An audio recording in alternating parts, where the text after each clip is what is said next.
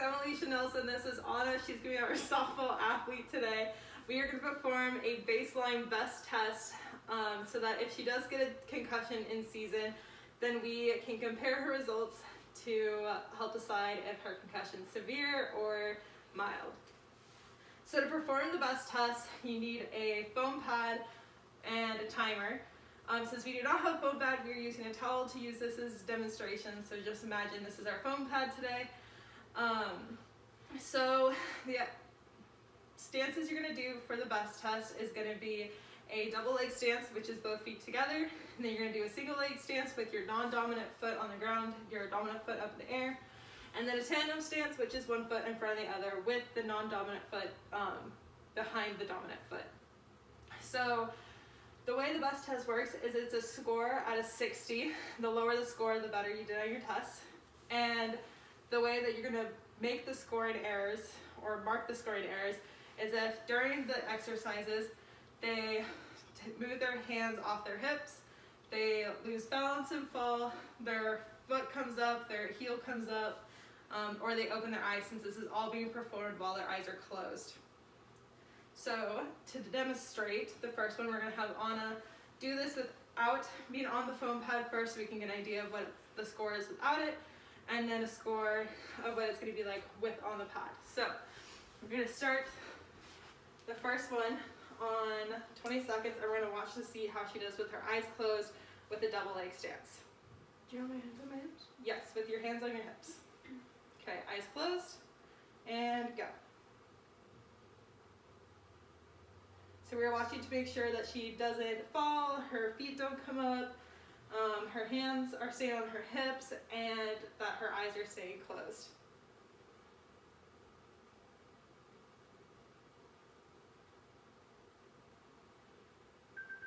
Okay, that was 20 seconds. So she didn't have any errors, so that's going to be a 0. So next we're going to have the foam pad out in front of her, and she's going to stand on that.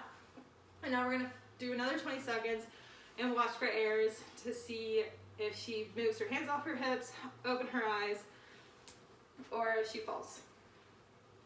Okay, go for it.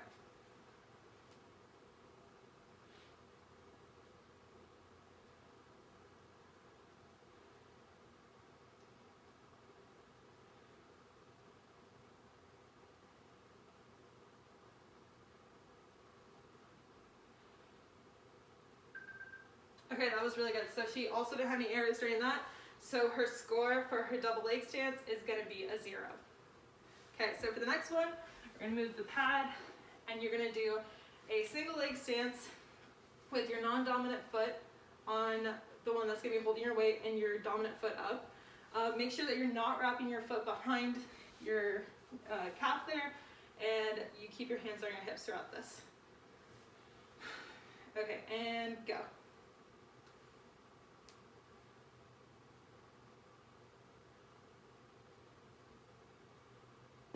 Okay, so that's going to be 1 since she fell.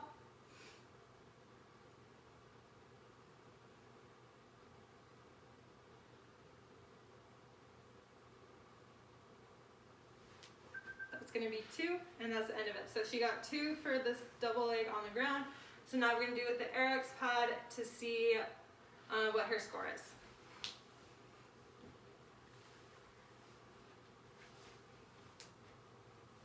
Okay, ready? And go.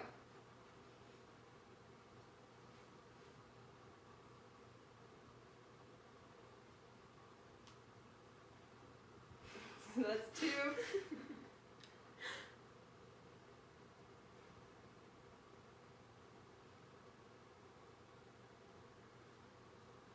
Three. Okay, so she had 3 errors during that one and 2 from the other one. So that's going to be a total of 5 for the single leg stance. So for the last one, we are going to have her stand in tandem with her non-dominant foot behind her dominant foot, and then we're going to test her scores out for this one. Okay, so hands on your hips, eyes closed, and go. Okay, so that's one right there. Her heel came up.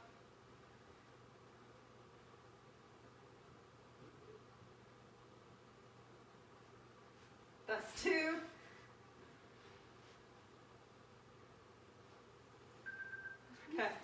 that's 2 right there. Okay, we're gonna do it again, but on that foam pad now.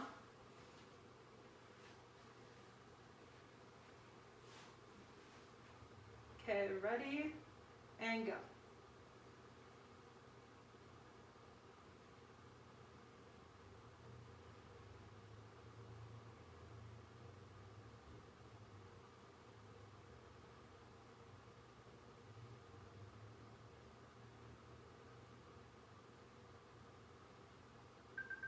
Perfect, so she didn't have any errors during that.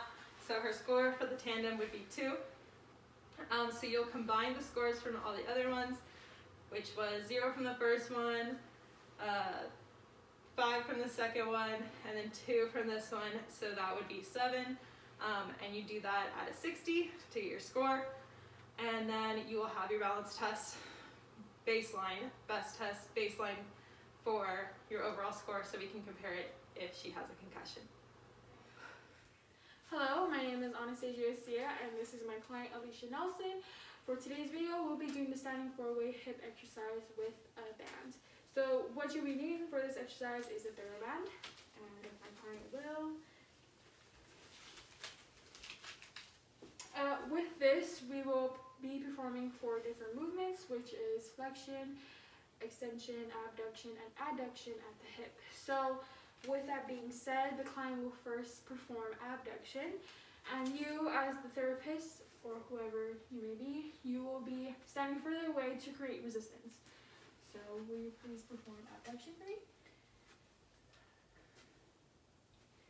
Be sure that the client maintains neutral spine and is not doing too much with their upper extremity. It's all within the lower extremity. One more time. There you go. And then next, she'll be doing adduction, where she will be bringing her leg across her medial line. So if you will, there you go. You see how she turned? That is not something we want. We want her to maintain neutral spine and good posture, so making sure that she looks straight. She has her hands on her hips, and she's doing this instead of turning all the way. Kind of defeats the purpose of the exercise. So if you will. Perfect.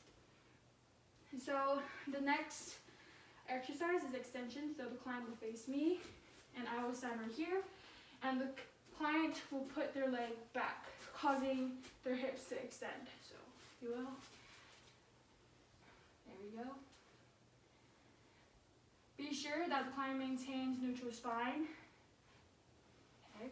And next, you'll go on the back of the client, and then they will do flexion. So bringing their hip up. Ready? Making sure that they maintain a good 90-degree angle when doing so. And still maintaining neutral spine. Okay. So there, if your client is like very up in level and stuff like that, you would have them perform this progression. So imagine this towel is a RX pad, and so what they're going to do is that they're going to do a single leg stance on that with the leg that they don't have the band around, and they will be performing the 4 different exercises. So please do abduction. Here you go. Okay. Okay. And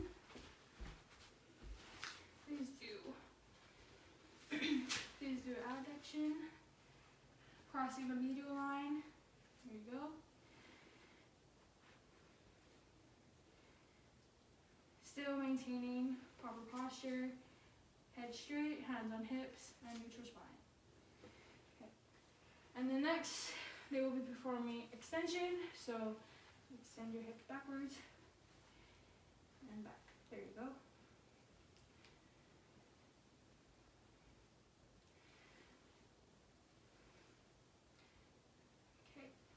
And then the last one is flexion. So client will be bringing the leg up. There you go. With the RX pad, it creates instability and causes them to engage their core and work on their balance. Okay, the next exercise is a regression. So if your client has a hard time doing either the progression or the actual standing forward, the four-hip exercise, they will be laying on the ground for this regression. So they'll be laying on their back for flexion at the hip. So please bring your leg up. There you go. 2 more times. One more time. Okay. And then for extension, have them lay on their stomach and bring their leg back. And this is extension at the hip. Okay, one more time. Okay, so for abduction and adduction, we will have the client lay down on their side. For abduction, they will be bringing their leg up, which suffices to if they were to just be standing and they'd be doing that.